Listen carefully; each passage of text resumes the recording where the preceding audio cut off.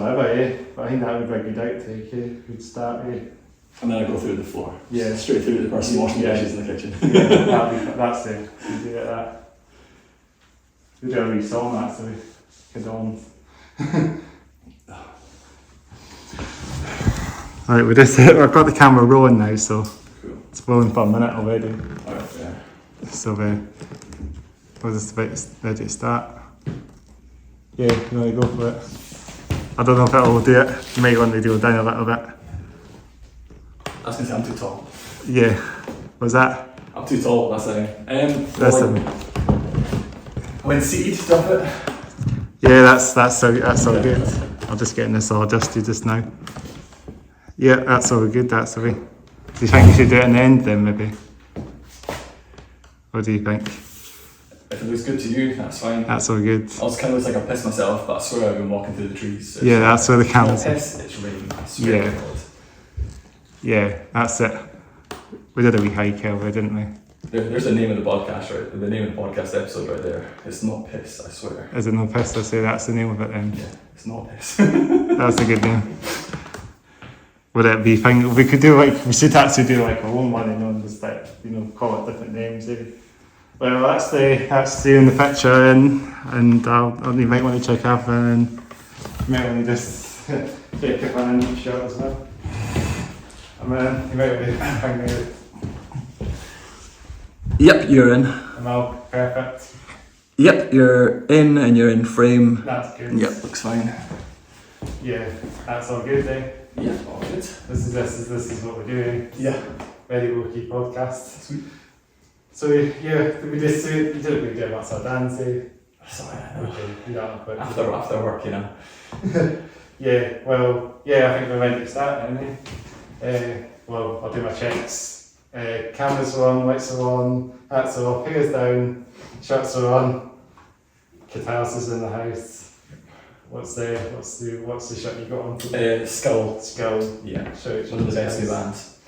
Yeah, and I think that's our checks. It was meant to be thunderstorm like that. Would have been good for dramatic effect. Yeah, that would we actually would have the actual lights flickering in this podcast. That's when you got a higher budget, you know. Yeah. Get the system. If it's doable, I think it's all going to be sound weatherproof and stuff. Yeah. For this, Well, yeah, I think this is the way to start in. I think some of you might know already even before we start the podcast, but let's make a start. Let's do a clap that we normally do. 3, 2, 1. Let's do another one.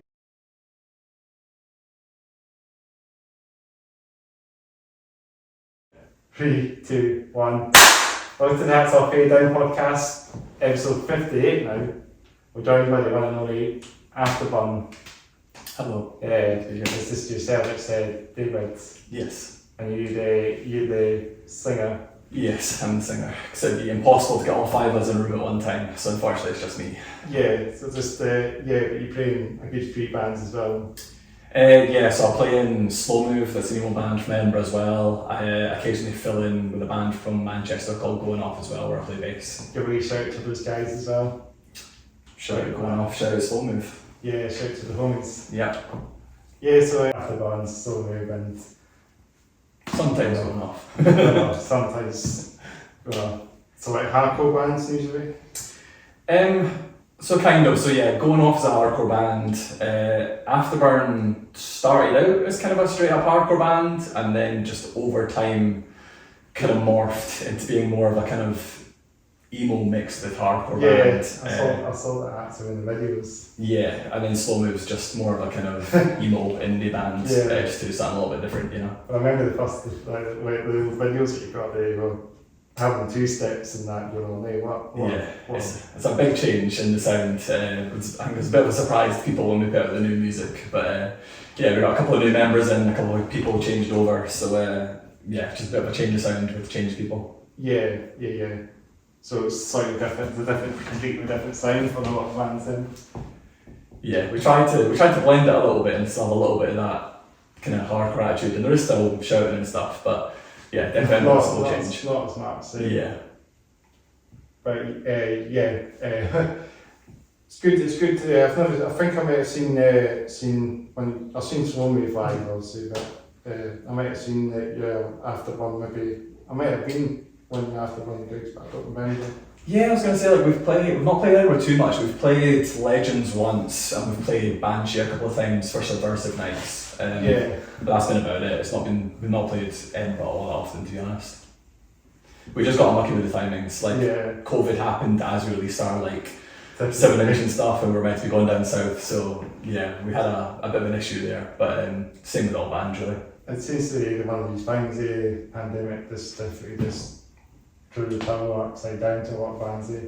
That's the thing, some bands it seemed to really help, so boosted their numbers, and bands that were kind of smart about it and kept recording through lockdown, they did quite well. But people that were trying to release music just as lockdown started, because obviously we didn't know how long it was going to last, kind of maybe backfired a little bit because there was so much new music coming out that kind of got a little bit lost in the world. But I think it happened to quite a lot of bands. So. A lot of bands sort of came and gone then. Yeah. But I'm guessing you guys managed to get through the pandemic pretty much, Oh, I'm sorry. That's an outtake. That's an outtake there we go. That's my user. I posted that video more. I have got an alarm, got an iPhone alarm. Oh my god. You dance through my the apologies. Yeah, there we go. We can keep that in, as I said.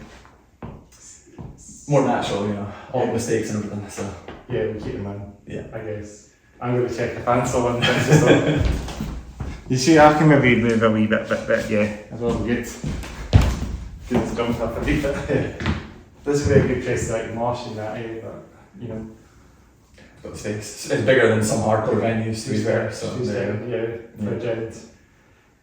I was saying there, it's the pandemic, so a lot of bands did. I think with your bands, you came through the pandemic unscathed, I guess, didn't you? Yeah, I mean, we didn't get kind of as much engagement with the 7-inch record we released, but it was fine. It is what it is. But yeah, Afterburn made it through, Slow Move made it through. So yeah, it was fine, and then we managed to play some shows when COVID kind of all the lockdown stopped and everything. So yeah, it was good. Yeah, that's brilliant. Right, to get through and play shows, and it's just the excitement comes again. Yeah, exactly. That's why because I've seen your videos and you're still on the stage and that, you got all the adrenaline, I appreciate it. You be a thrasher, I think it's just, I've said to you before, but I just think it's boring when bands just stand there. It's it may be note perfect, but it's not interesting to watch, and I don't know why people would pay money to go see live music when it's just standing on the stage. It's you might as well be sitting in chairs. Keep it moving, as Turnstile says. Exactly. That's the way to go. That's the way most bands should do. Just two-step it and just jump around the stage and just run around the stage and that, Well, yeah, just the band needs to keep the energy up so that the audience keeps the energy up at the same time. You need to feed off each other. So yeah, and that keeps the call going. That keeps people moshing and wall deaths and that as well. Yeah. Two-step probably. Yeah, definitely. Yeah, because I've seen a lot of your videos on, I think you do it maybe Afterburn, because also maybe when Afterburn was quite heavy, you were doing a lot of that hardcore thrashy, and it's quite a change from going to emo pop punk. Yeah, that's the thing, we still move around and stuff. It's just taking influence from people that are I even though the sound has changed and it's lighter, to me hardcore is more about the attitude and how you do things. You do it yourself and you organise. So there's bands like Fiddlehead, Drug Church, Military Gun that people might not classify as hardcore bands, but to me, and I think mostly to themselves, they still do classify it that way. Yeah. It sounds lighter, but it's still aggressive, and they still kind of do a lot of the things themselves. So yeah, absolutely, man. With bands you got bands as in Kakihara as well. There's a band from honourable shout out to Kakihara because they're a hardcore hardcore band. You might see them on the podcast because they've been on the podcast. I love them, but they're a nightmare to film because they're always on the floor the entire time, just running around. So that's the band that likes to play off. All the members try to play off off the stage and on the floor. Yeah, I mean, the drummer is on the stage, but even sometimes then he's not even there. So yeah, as a band that loves to run around the venue, but a great band. But they're taking it to the next level, aren't they? Yeah, they are. That's like even all the previous bands as well. Like it was always the same with them, like Dead at the Scene, and I think some of them were in Tracy's Castration Fascination, but I can't be 100%. But yeah, like those dudes been doing it for years, and all their bands been great. So. Yeah, and it's good to see bands. I know there was a band from Manchester that were quite heavy as well. You know, band. I think they're called Lunin or something. Lunin, yeah. Yeah. Shout out to those guys. Yeah, shout out Lurin, shout out Cameron Wilson, the best live sound mixer in the UK. Is he the member in the band? Cameron Wilson. Cam's the vocalist, yeah. Oh yeah, is he? Because I filmed their set in Bannerman's Cracky Harrow. He came on at my camera bends and kissed it. Yeah, that's Cam. That. That's Cam down there. That's exactly the kind of thing he does. So yeah, get him on the podcast. Yeah. Shout out to them. They need to come on the podcast soon. When they're up in Edinburgh, hit them up. Come on, I think they're a very good band. They're off the stage, even the bass player and the guitarist. It's quite intense. Yeah, I mean they are very much in the crowd as well. Especially Johnny, the bassist. He loves to be in the crowd. So yeah. Yeah, I remember he was on the floor a couple of times. So. Yeah, that's definitely Johnny. He's just a human bowling ball, but he's also the nicest boy in the world. But yeah, you do get the fear when you just see him running towards you. But other than that, lovely guy. Because you do like other things as well. You actually have your own YouTube channel actually. So like Cam from Lurin, he mixes most of the audio these days for the sets as well. Does he? What's the name? You should give a wee shout to the YouTube channel because that's what you do as well. So the YouTube channel is called Titan Films. It's not just me, it's a collective of about 15 people. Some of you might know that channel because it's quite a well-known channel for some live sets on YouTube. So you no doubt see a video from you on that channel. Yeah. Quite a normal channel. So a big shout out to. Thank you. Big shout out to you guys and the channel and. Keep the ball going, keep it going, get as many bands because you got lots of hardcore bands on that channel, eh? A lot of hardcore, but like even from Outbreak Fest this year, we'll have hopefully as long as they get cleared, like Action Bronson, JPEG Mafia, American Football, and then like hardcore bands like Basement, Half Heart, and a load of other good ones. So there's kind of like a mix of like emo, some rap, a lot of hardcore. Some like low-key stuff as well, isn't it? Yeah, that's the thing. Some of you might not have heard of these bands, but all of us shout out to all these bands as well. Yeah, I mean the one band people have probably heard of will be Turnstile. So there's like a couple of Turnstile sets there. There's quite a few Knock Loose sets actually. We filmed one a few months ago and it's now like our 4th most viewed video in the space of like a month, just because it came out just after their album dropped and it's got a very good reaction, and it was mixed by Cameron Wilson of Lurin and he did a very good job. Nice. So yeah, there's a mixed bag there, but it is a lot of hardcore. So yeah. Brilliant, good stuff there. I need to check that out now as well. So was this one uploaded recently then? Yeah, it's when Knock Loose played SWG3 in Glasgow. Yeah. Sold out for months in advance with Def Evan and Headbuster as support as well. So just crazy lineup. That's very good. You've done a few sets around the country as well, not just in Edinburgh, but Manchester and London, and even you played those new bands have played outside Edinburgh. Yeah, I mean most of the sets are other places, to be honest. Like there's not very many from Edinburgh. And she went to France recently, I saw a video. Yeah, I was going to say I didn't film that one because that was people that are very, very good called Violent Motion from France, and they film shows as well, but their stuff's like cinema quality, looks beautiful, so keep an eye out for them because their videos are beautiful. Yeah. So I was just playing that show, but Violent Motion in France, very, very good. But that was in our shop as well. You played what it was going off. You played in this like store or something. It was a co-working space. Yeah, very very strange, but yeah, because we played in Rennes, a festival called Super Bowl of Hardcore, which was like an outdoor stage and stuff, which was cool. And then we played Paris the next day with bands called Jive Bomb and Dead Heat from the States. So that's dope. It's good fun. Yeah, so you've been around France a little bit then? Yeah, I mean, like my old bands have toured Europe a lot. We used to be there all the time. But yeah, it's always nice to get back to the mainland and stuff, because I was in Germany at the very end of May, and then I was supposed to go to France a few weeks ago, so it's good fun. With Germany, to see bands of playing, what band was that in Germany? So I was filling in for Going Off Again for that one, but I was there in March as well, because me and my kind of second in the video thing, Kat, filmed 2 shows in Berlin and Dresden of a hardcore tour. That's it. Yeah, it's good fun. Good to get out and see bands like go to other venues and other countries and that as well. Yeah, exactly. That's very good. Yeah, but maybe getting back to us, maybe bit back in the UK again, you know, because I know I do lots of metal bands on this podcast, but I have friends at Shoegaze phase a little bit, so maybe a bit of that going on as well, maybe a bit of indie bands. Because I know Shoegaze bands are quite heavy as well and quite low key as well. You know. Is it like, do you have any Shoegaze influenced bands?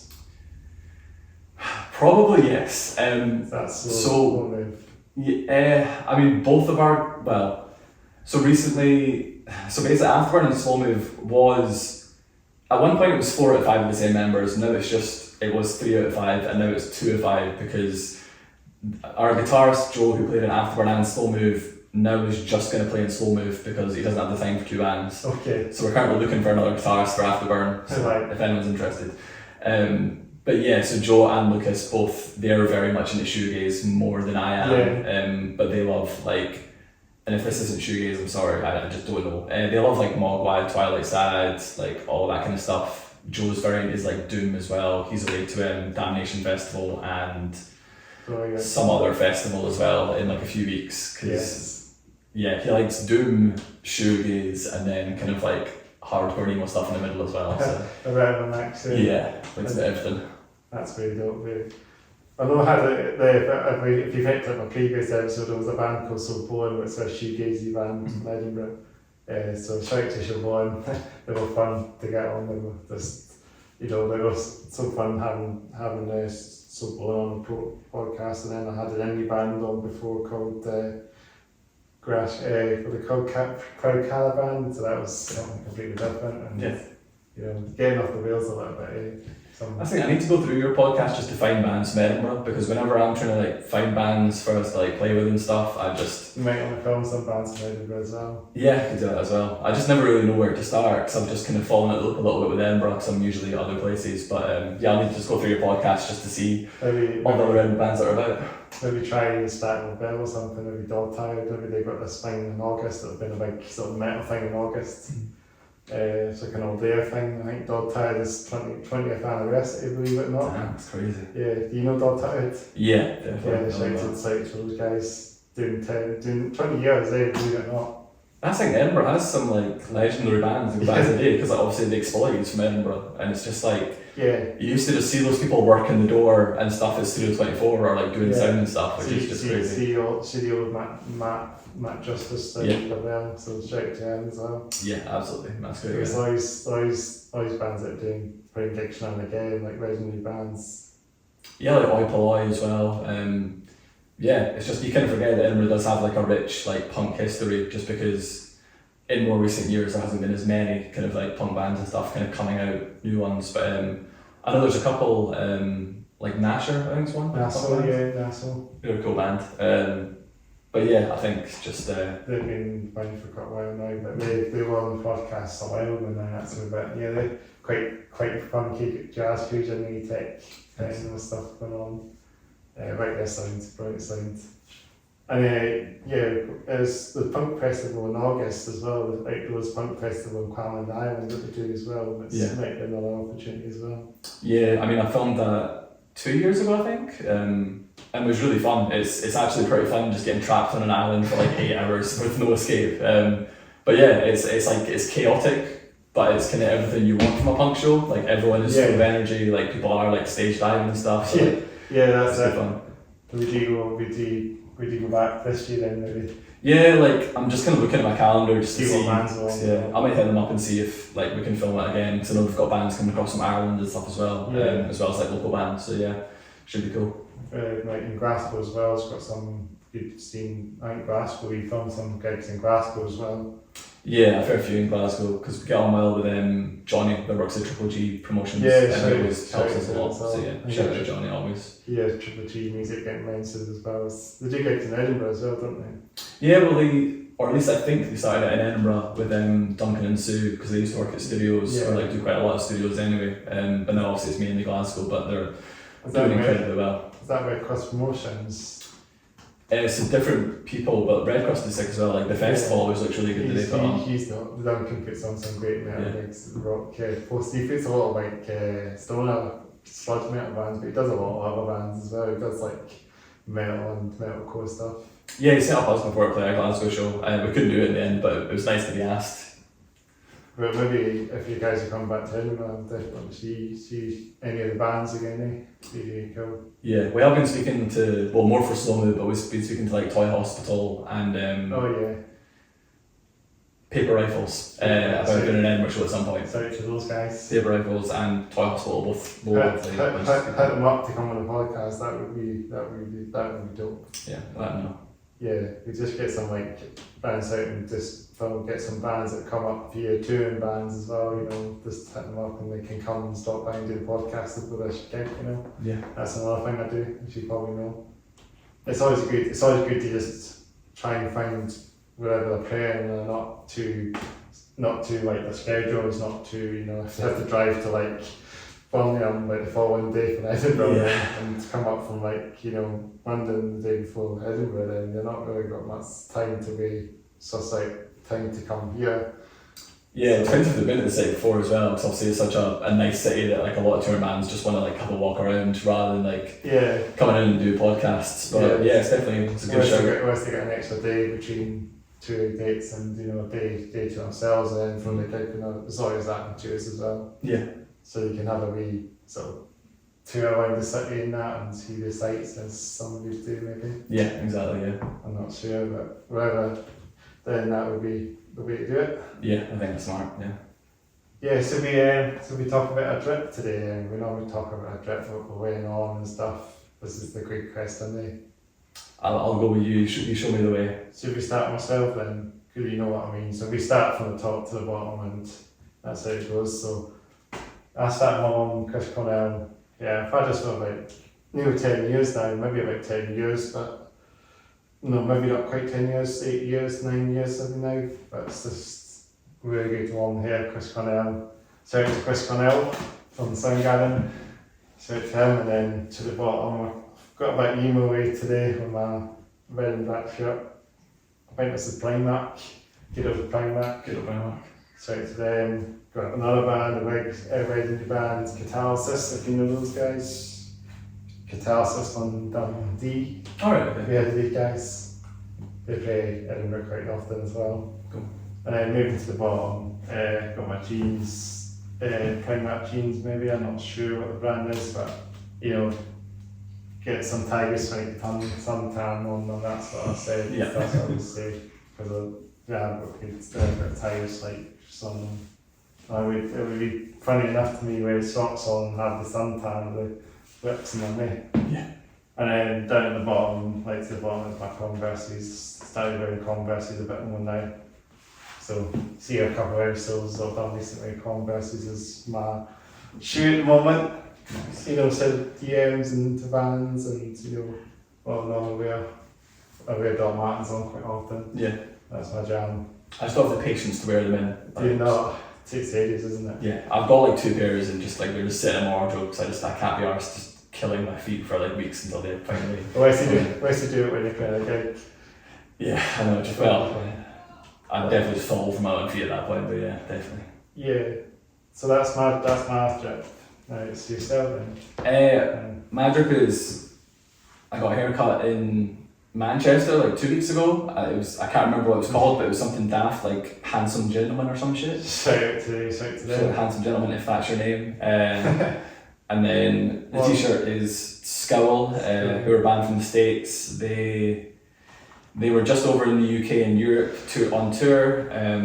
They were meant to be playing Download Festival and they pulled out of it due to Barclays' sponsorship of the festival. Heard about that. And they kind of got close to getting in. Well, I don't know, like it felt like people were having a go at them quite a lot online and stuff, but other bands pulled out as well. Very last minute as well, wasn't it? Yeah, I mean, it's because obviously everyone only found out last minute that it was Barclays sponsored, because people forget that like these are bands from the US, they don't know who Barclays are or like who the sponsors are for this festival. One out of like 40 they're playing in that night. It's a bank, isn't it? Yeah, but like obviously they had no idea. But so like Speed, Zulu, Skull, Pest Control, they all pulled out Download, and they played a 100-cap sold out show in Birmingham, which was crazy because you're never going to see those bands in such a small venue again. Okay. And there was also a bunch of other bands that pulled out as well, like Negative Frame, Overpower, and a couple others that pulled out Download. So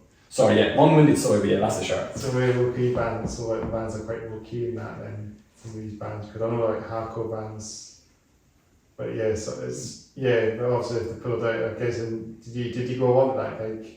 So did you? I was meant to go to Download with Skull, but then they pulled out, so we went to Birmingham one instead. But it worked because Barclays pulled their endorsement of Download and 2 other festivals on the day. So like, I wish there wasn't like those in the weather, because the weather is quite bad.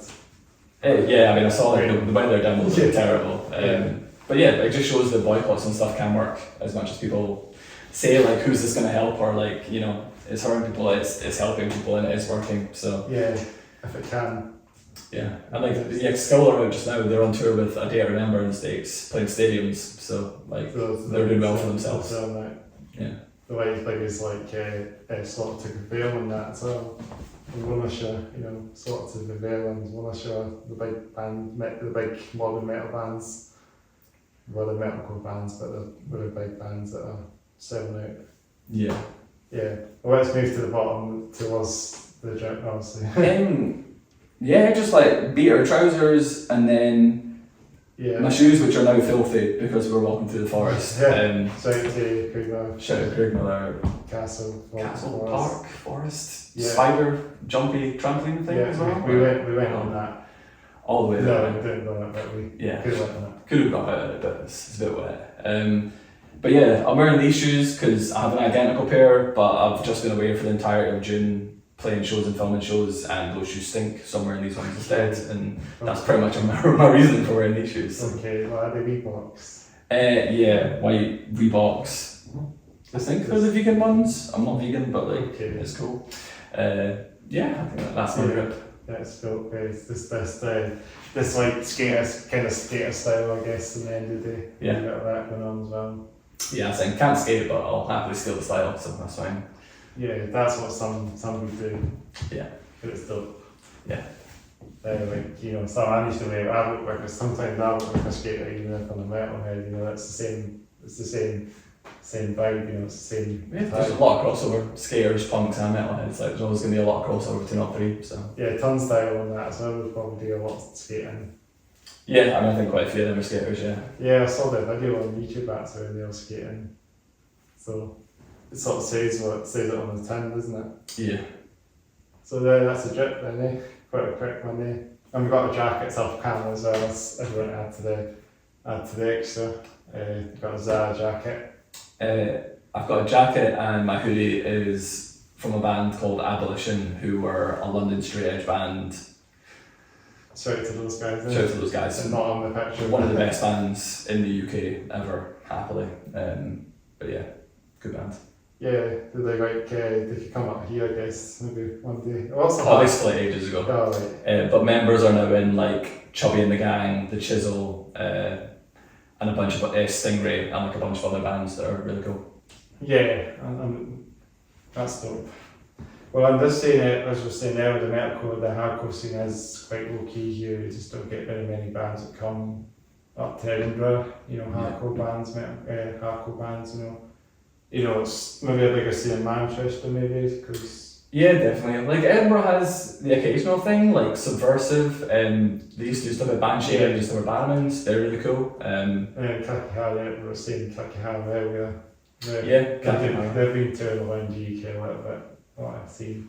Yeah, and like even Triple G, like, because we had in, I think it was February, we had Malevolence, Pain the Truth, and Rough Justice at Labelle, which was really good, and it was sold out as well. That's People, like, there is kids that want to come to shows, I think. I just don't think there's promoters really putting it on, or that are like, you know, comfortable enough like booking that stuff, thinking it's gonna do well to start. But then it might, because Labelle has had a few names. We had I went to see Suffocation, and they were playing it.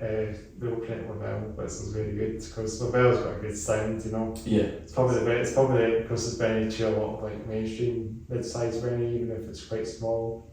Yeah, like I'd say for Edinburgh, like for I don't know really how to classify it, 'cause it's not a small venue. Probably like a medium-sized venue. Yeah, it's a mid-tier venue. It's like 500 to 700 maybe?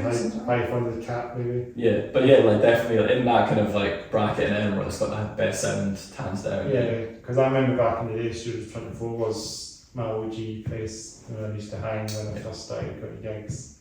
I remember the old bridge from my friend used to play there, you know, look at there now. Yeah, I mean, Enniskillen used to play there every 2 weeks of Flutter Edge, so yeah. So they could come back to their home, they could come back and play a one-off, you know, secret show or something. Yeah, I mean, is this student accommodation there, studios? Or is it is now. Yeah, that's fine. We'll have them play in the student accommodation. Let's go. Well, play a gig in there then. Yeah, they can fit their lighting rig in there. It's fine, easy, done.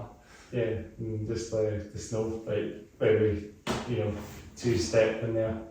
Yeah. Until the wall, until the room, until the pros collapse, I guess, you know. Yeah, exactly. I'll get to the point.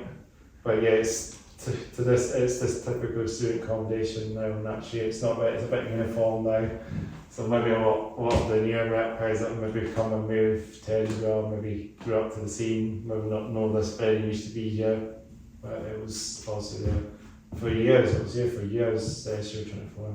Yeah, it was like a long time, but it's just the classic thing with music venues that like student accommodation or a business moves in next door, they're told what the venue is, that it's going to be loud until like 10 or 11 PM, they say that's fine, and then as soon as they're in, make noise complaints and it gets closed down. It's the exact same thing that continually happens, and is why we're continually losing music venues around the UK. So. Yeah, especially Edinburgh's whacking as the Cowgate's main with the place at the moment seems to be.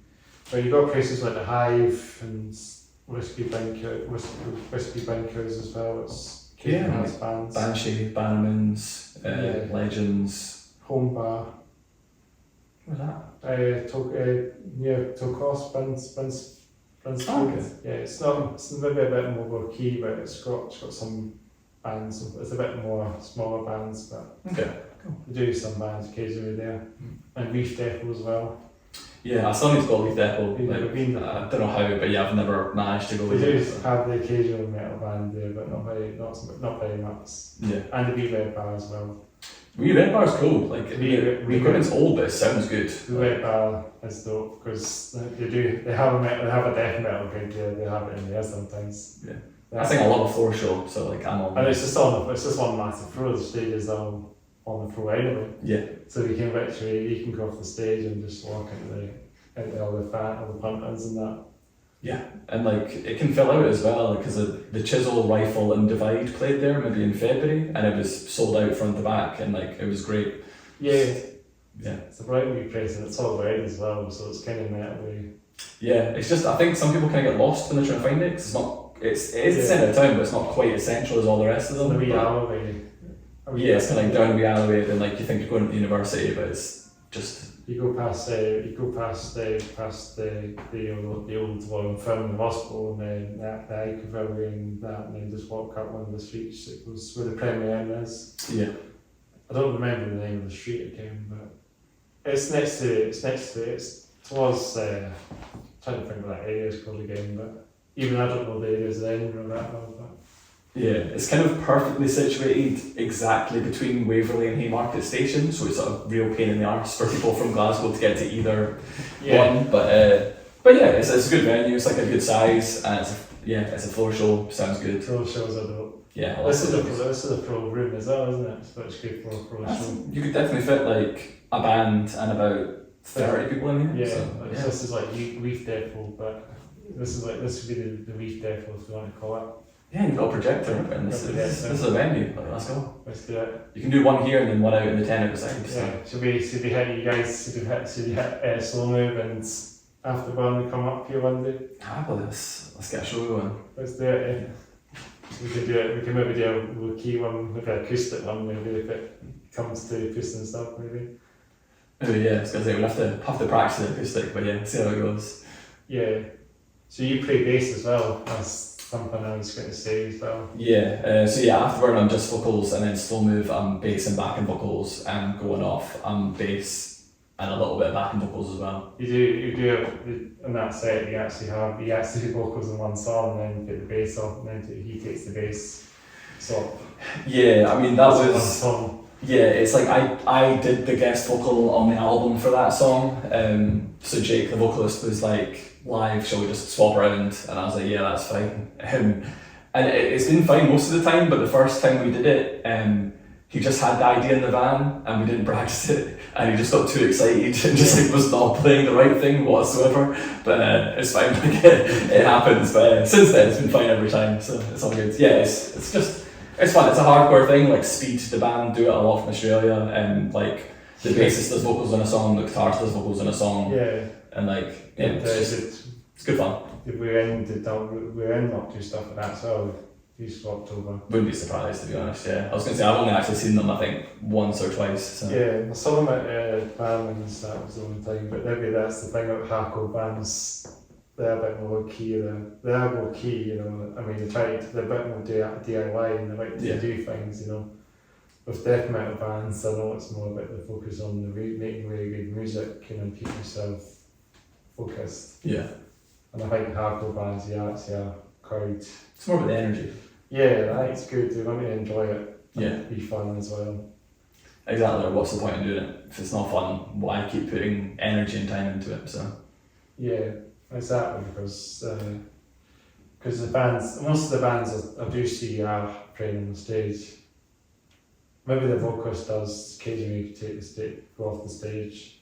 It just depends what equipment you use as well, you know.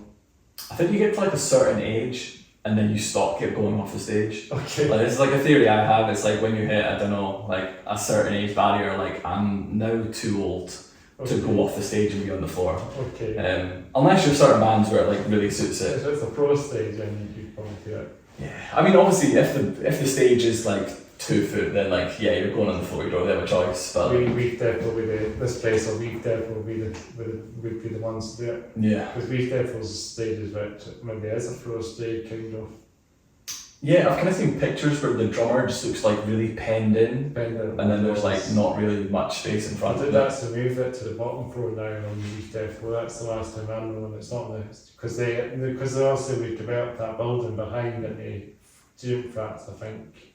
Well, they're pending to do stuff like that, but then they refused that, and then they're going to knock that place down. The Reef Death. I'm talking about the Reef Death once. Yeah.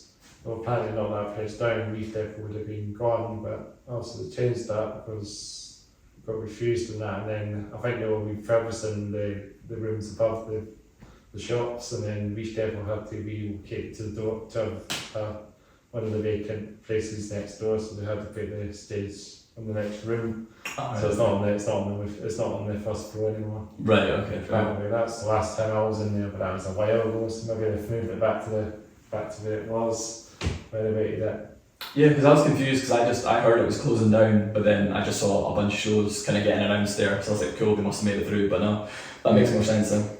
Yeah, and you think the pandemic would have caused some, even made it worse, but they got through it, which is great. Yeah, most of these venues did as well, as I say. I know if maybe you can ask me some questions as well, we always get this throw things between each other, you know what I mean? What was your first show? First show, yeah. That's a hard one. Well, the first one I was at was in 2004. Maybe a band called, what they called again? They were a band called Outtakes, believe it or not, you might have heard of them. Unfortunately, yeah. Yeah, I've heard of it. Was that the one with Hold Up There's Hope? And might have been that actually. Was that back in 2014, 13 maybe? You might have better memory than I do. There was a band called Supporting Band. There was a few bands. I think there was Rome as well. Rome, Neck Deep, Rome, Hold Up There's Hope. Yeah. Yeah, I was there as well. Quite pop punky. That was probably like my first gig, and I had my hair was literally short. So it was when the metal party kind of fingered up as well, back in that year as well. And there was a lot of metalcore bands that used to be around as well. So like Mindset of Threat as well. Yeah. I still have got a shirt for them. Got that shirt still in my wardrobe. I've had it on the podcast a few times, so if you see the Mindset of Threat shirt, then yeah, I've got a Mindset of Threat shirt. I'll let Gary know. Yeah, give a wee shout to him as well. Yeah. What are they doing nowadays, Mindset boys, It's funny that, So I used to do lights for them. Really? But all it was me hiding behind the guitar cab, and I just had like one of those like flickable light switches and just go like that to do like strobes and stuff. Oh, really? But yeah, so Gary has been writing a bunch of music, but he's not released it. He was the drummer. Dave is a very cool dad to a couple kids. I'm not sure where Adam is. Pabs, the guitarist, is like a genius filmmaker who now and for the last few years has lived in Dubai. Wow. And does ad campaigns Yeah. for like every single major brand you can think of. That's insane. Like the best thing I heard was like he came back to Edinburgh and I think they were filming one of the last Mindset videos, and he was flying a drone, it flew into the sea and he just left it. So he was like, it's done, cool. Did they get the video? Again. That's the thing, I don't know whether they got the video from that part of it or not. I'll need to look out that actually. Mindset. There's a few music videos on their YouTube channel, Mindset videos, I'm sure. I mean, we've got the Stories one, which is like the generic metalcore one of playing in like an abandoned building. That was a fun day. But that was shot by Jordan Green, who he's gone on to do like really cool things as well in photo and video. And later members that joined, Luke Boval and Rory, they are in that band Happy Days now. Happy Days. And me, Gary, Luke and Rory also played in a band called Nerves, which was just on NRVS, which was like a metalcore band for like 10 minutes. I think I've seen that name. I think I've seen some stickers around a lamppost. It's the one with the spider on it. Yeah, it'll be one of them, going around sticking I probably didn't even see that because it was probably actually a one-off band, one-off gig sort of thing. Yeah, we played like 4 shows or something. Like good shows. We played like Bless the Fall, Employed to Serve, Blood Youth and stuff. But Bless the Fall, yeah. That was a throwback. That's that emo-y kind of band that's still going. They've got the emo friend. They've kept the emo friends still. Yeah, they were like 2000s like screamo kind of like Rest of all, that was that one word, it's not spaced out. Yeah, exactly. I can't have any space in there. It's got to be one word. That must have been amazing to see them play then. Yeah, that's the thing. Just a throwback to see them kind of still playing after so many years, but it's cool to see a band still going. Yeah, and you got like Pat Drive and all that one as well. Yeah. Those bands like the OG Pat Drive, I really like a lot more than their stuff. Yeah, like I don't really listen to Parkway Drive. I've not really since like Romance is Dead. But I've got all the respect in the world for that band because they actually put the grind in and like worked hard. Like they used to come to the UK and they would play first on shows in like tiny venues where it'd be like Knuckle Dust headlining, who are like, for people not in hardcore, Knuckle Dust are like London hardcore legends. Like they've been going for like 25 years or something. But yeah, like Parkway Drive used to go on first for them and stuff, and they still like respect Knuckle Dust and like give them love and stuff, which is really cool to see. So yeah, I don't really listen to them anymore, but like full respect to Parkway for like putting in the grind and like working until they made it. That's brilliant. But seeing with massive venues now, playing it headline download now, all that now, that's the really one. Yeah, all the pyro and everything. That's the look, man, Yeah. What a man. So any other questions you want to ask me as well? Because I think that'd be very good to just throw words between each other. Favourite band of all time? Oh, that's that one. I like Metallica because that was the band that got me to play guitar and that, and I learned a lot of Metallica stuff on the guitar when I was playing with the guitar at the time. As we said, this would be off camera. I used to play in a band, used to play guitar. Played a one-off gig at Virgin's. Oh, right. Obviously, actually under its own name, Opium, because it was before the pandemic. Yeah. and we played the Metalhead covers. I think we did one of the Belltones, we did In It Sandman, and then I actually did the original as well, that kind of thrashy, because we kind of want to go for thrash metal. Try and get a thrash metal band that fell through. Yeah. Yeah, so we were called Midge, just Midge, shocking midget. But yeah, we just played a one-off gig and that was us. Even shorter than Short and sweet. Even shorter than the verses were. Yeah, shorter than I was going to say. Yeah, That's what we'd say had. Yeah, short and sweet, that's the thing. Yeah, like, that's the shortest album. capture the magic. Yeah, it took a wee while, that's the one, but it takes a while to start bands and come and go, I guess. That's it. And I just, I don't really, I want to focus on the podcasting side of things now, as you probably know, this is my sort of thing I'm doing. Yeah. And I will say now, I do stuff at Bridge End Farmhouse, so shout out to Bridge End Farmhouse, so using this room and, what I'm doing, helping in the bike shop as well, bicycle workshop as well, shout out to all the bike mechanics as well, shout out to Felix and Dawa, shout out to those guys. So they like the metal as well. They like they actually like. Do you know a band called Tiberius? I know the name, but I've never listened to them. Yeah, so apparently one of the bike mechanics actually likes Tiberius. So we've been up. So there's a proper metalheads bicycle mechanic in the Bridge End Cycles. So there you have it. And you have a. If you were booking like a 4-band show and you had like an unlimited budget, who would be on it? That's a hard one. I would start with like smaller bands, I'd probably say. Maybe I would go for like hardcore bands, but then, I mean, you've got an unlimited budget, so you can have whatever you want. You can have Metallica play a Bridge End Farmhouse if you want, but like, come on, like 4 bands. I wouldn't mind I like run a show, I would get them on, no doubt. 4 bands, you said 4 bands. 4 bands, yeah. So it can be smaller, it can be local bands as well. If you want, yeah. I mean, if you want to give like a local band like £3 million to play a show, then that's cool. That's reinvesting. Go for one show as my first. Maybe I would get some like maybe some local bands with Chain maybe. Maybe this would be like a gig or something if we had 4 bands playing at the one gig or something. Yeah. 4 bands playing. So I have like an opening band, I might have a local opening band, so maybe I would like to reach my friend, maybe co-headliner maybe, because they're from Glasgow, they would be quite easy enough maybe to get word of mouth out maybe. Yeah. Another band that's grinded away and like worked together where they are now, so. And they were a Studio 24 band as well. Yeah, they played a lot of Studio 24 shows. Yeah, absolutely. I would get them on here, get them to play the market here as well. Come on the podcast even as well. That'd be something to look forward to. That's my dream band actually generally, to get reached from my friend on this podcast will be my dream. Yeah. Eventually. I won't mention it's going to happen because I want to keep that a secret. Better keep it secret.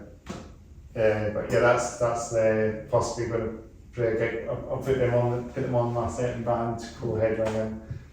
I'll try and Two left. I get an opening band, local opening bands. I wouldn't mind getting like a band called Hammer, which they won. I've seen them for you. They won Metal to Masses. I would definitely get them as the opening bands. Maybe I would get a hardcore band, something, because sometimes band promoters do keep the same genre. You notice that? Yeah, that's the thing. It's kind of boring if like a show is just all the exact same music. Like it's just like I don't want to hear the same riff for like 4 hours. So you get like a day of metalcore bands, Yeah, you just chuck something a little bit different in there in the middle. Yeah, but like you want to show and start metalcore and maybe reach my friend. I'm not saying they're metalcore, but they got like melodic bits, like groove metal.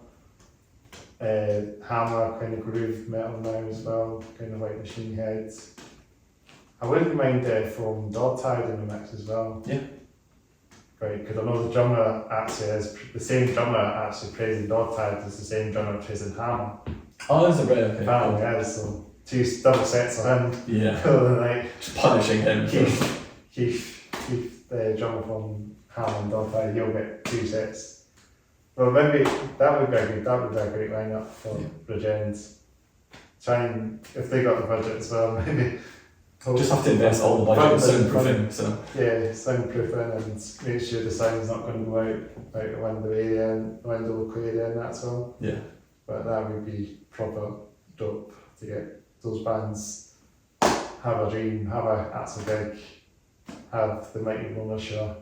hard lineup. So Well, if they get the night one in, yeah, which I don't know if they will get the night one in the parking lot because it's very small. But that's true. Yeah, have to figure. Well, that's fine. If we go in the forest, we'll get some like, special, I don't know, special parking permit thing for it. they can drop them off and then the night one will go to like an actual space, probably to park, like a coach parking space, you know, and they'll just drive it to then Yeah. the road will drive it whenever he drives it and park it somewhere Yeah. suitable rather than parking it here because it's a bit because it might be one of those triaxle buses you could just drive up there, you know, the double decker night liners and just it's a massive thing. It won't fit in the gate probably. See, you're already making this happen. Like, Yeah. you know, the plans are being made. And Night liner's that'd going be good. one day is going to be a night liner coming up, a band Yeah. with a night liner. Yeah. No doubt, bring it in, bring it on. We'd a parking, see how we need to get a bigger gate probably. Need the planning permission. Well, we need more DIY venues in Edinburgh, so Yeah, you know, we need there's that. inspiration. And we need districts as well to get more publicity as well. This is quite DIY as well, so Yeah. I reckon Mackie will have some more gigs. And I think I could maybe help out with things like that as well, you know, we could just collaborate and, you know, well, help out and just pick some bands, no, just not keep it, you know, well, just keep it to other things, you know, just have an organisation there, organise the bands and book them and all that, you know, rather than, you know, because then that's how we can sort of keep ourselves going, you know, work cohesively and just get some bands booked and that, and then we have it, I've got a gig, you know. Yeah, exactly. Get right cross promotions maybe. Yeah. Maybe it'd be a bit much of a roller show, but I reckon maybe right cross promotions could manage it. Yeah, I mean, give them a call and be like, I've got an idea. Here you go. Take it and do it. Yeah, I really hope that's where the dream. Should ask me another question, what do you think? I think I should actually have this as a thing as well, bands to ask me questions and me asking, throwing out the words to the bands. You didn't bring any instruments with you today? No, just came straight from work, so Yeah. no instruments. No. Because I might ask you to do a wee performance at the end. I really got the voice for it today. I can already hear it go. We'll see. Yeah. Did you want to ask me another question? Put me on the spot. Yeah, What's the best band you've ever seen? best band I've ever seen. Yeah. Well, maybe I've not seen that many bands live, big bands live generally, but all the local bands, I've seen a lot of local bands live. I wouldn't maybe go for like a big band because everyone says this band, I mean, they're good to see, but then I also support the local metal scene as well as much as the big scene as well. Yeah. I think the best band, that's a hard one because I've seen tons of local bands. I wouldn't mind Kakihara, I would put them on the top. Yeah, very energetic. That's a bit because you kind of not sure. You always think because you know that moving on stage, you think you're going to get back and that, you know. Yeah, then you turn your head for a second, one of them's disappeared, and you're just like, where are you? Yeah, the guitar, the guitar stand, the guitar headstock could, you know. Oh yeah, just curly swinging his guitar towards you. Yeah, That's actually there was a time. I think there's a video on YouTube somewhere. There was a guitar stand, Kakihara. I think he hit the headstock in Legends and hit one of the what's it called? One of the walls and Legends, and then his guitar headstock broke, and then there was just all the fans were just trying to destroy this guitar and between the songs. And then I think it was like the last song, I'll say, you know, feel it, IIP guitar. Yeah, I mean it's every show. It was like that. That was like that one. I mean, I wouldn't say it to the guitar. I wouldn't say about his guitar and that, but I mean, he's always hitting his guitar. Usually it's off other members of the band though, because I saw the guitarist full on smack the vocalist in the head with his headstock. Is that in Kakihara? Yeah, it was a show of Banshee and it looked so painful, and I was like, I'm so glad that's not me. That'll be hectic. Banshees. That'll take the whole stage up. Yeah, I mean, just I'll do it in here as well. Kakihara, I would have put them. one of them would be out the window, like just like yeah. Thanks. It'd be Biff climbing through the window or something onto the roof, just like you've not got the liability insurance for Kakihara to play in here. That's the issue. So I think so. When we knocking windows out. yeah, or just like putting each other through a table or something. You know? Like WWE. Yeah, it's just It'll be the WWE. wrestling band. Yeah, just like the wrestling band. Yeah, that's the wrestling band for you. I'll put them as maybe fair enough, maybe one of my best 5 gigs, but saying that maybe with hardcore bands, I feel like the hardcore bands do bring me up a bit more, make the adrenaline a bit more interesting, and I do like Renando playing last March, though, playing in the Edinburgh environments with Roll the Neck and that, and kind of had a role in the list as well, so I would say that was a good set as well. Yeah. And so they were like, I'd like to see them again. If they come up to Edinburgh, I would be down to see them again. Yeah, I mean, I think They haven't played Edinburgh for a while actually, since last match, 2023, that was the last time I saw them. yeah, I mean, Lurin are working on new stuff just now. Yeah, so they might be back with a vengeance. Yeah, so might come back around. The time this podcast is out, they'll probably kind of start a woman and touring again. Hopefully, yeah. But we just don't know when it's up. It might be up sooner or later, so it might be still working, but we'll see. Yeah, I know more than I can say, so. Yeah, so take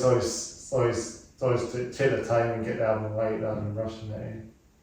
That's the way to go. I'm sure new music will be good whenever it comes out from them. Right, from any bands, or from them, obviously. Yeah. So like, I think that's a few band gigs I could say that would. I don't know, other bands, I mean, say maybe like some big gigs, I would say Trivium. I saw Trivium at the O2 Academy, Edinburgh. Oh, okay, yeah. They were playing with Brief from the Fin and Public Culture, and that's the biggest gig I've seen Brief from. That's one of the biggest gigs I've probably been to. Well, In Flames as well, we'll put them up there as well, they were good to see. But that was they were playing at Liquid Rooms and Frames as well. Liquid Rooms is another venue we could mention as well. They do have occasionally bands like Machine Head that sometimes sell out the face, don't they? Yeah, true. But they were good as well in Frames. And I was glad that we actually got resale tickets on that. Me and my pal, we got resale tickets at the last minute. So I'm glad I got to see them, and there was actually some metalcore bands, the band called Vexed, if you've heard of them. Yeah, isn't that Corey Taylor's son's band? No, that's not Vexed. Oh, that's a different one. That's another one. Vexed is VEXED from London. Oh yeah, from the south, yeah. Sorry. It's what's Corey Taylor's band called? Is it Vended? Vended, yeah. That's what it is. That's it. Yeah, but yeah, I know what you mean with Vexed, yeah. Vexed are dope. They were dope. I went to see them again as well. They were very good. They were kind of metalcore with electronic elements as well, just on trashy stuff in between. Cool. Some bands, something like bands like that are doing sort of branching out with this sort of sound now. Electrical and chat stuff and computers and all that coming along now.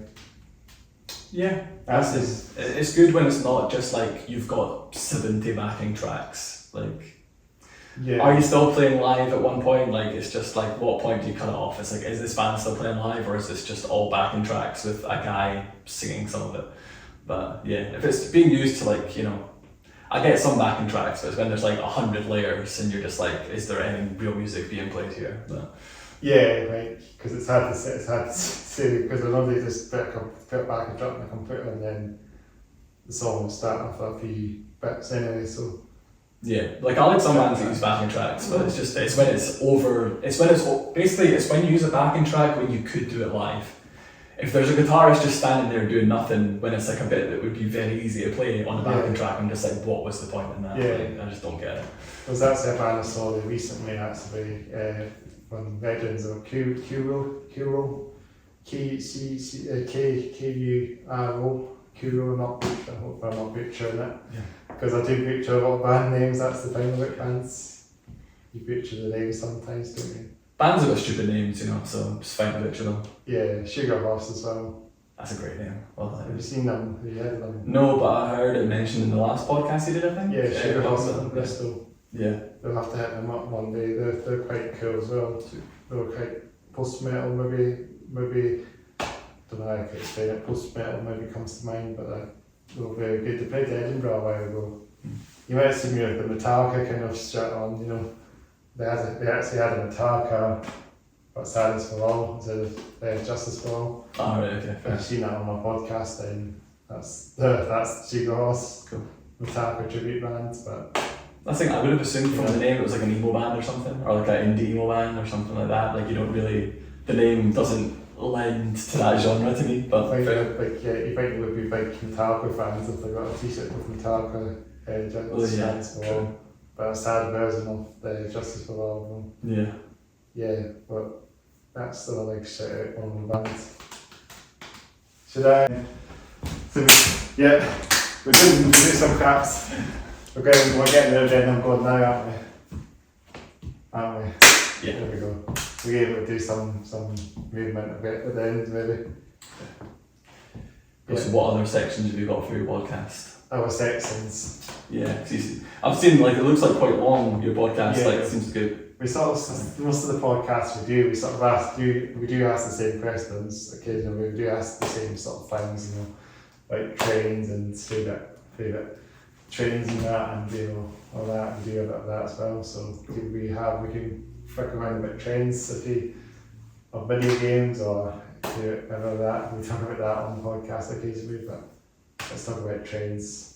I was gonna say you'd have to take it away because other than taking the train to Glasgow or down south, I don't really know much about trains. I'm afraid.